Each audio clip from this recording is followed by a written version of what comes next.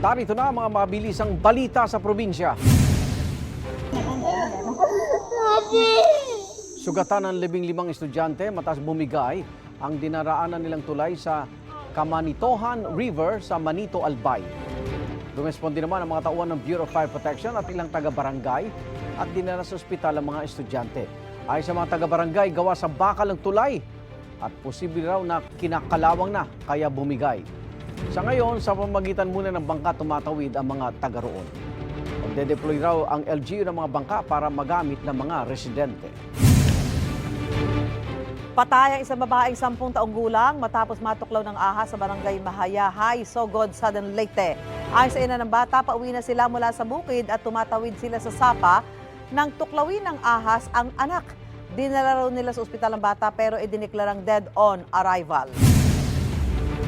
Sugatan ng isang lalaki matapos mabundol ng kotse sa barangay Danara, Santiago, Ilocos Sur. Sa kuha ng CCTV, naglalakad patawid ng kalsada ang lalaki nang mahagip siya ng kotse.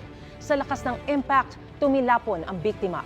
Ayon sa Santiago Police, nagkaareglo na ang biktima at ang driver ng kotse. Kapuso, para laging una ka sa mga balita, bisitahin at mag-subscribe sa GMA Integrated News sa YouTube. Sa mga kapuso abroad, samahan nyo kami sa GMA Pinoy TV at sa www.gmanews.tv.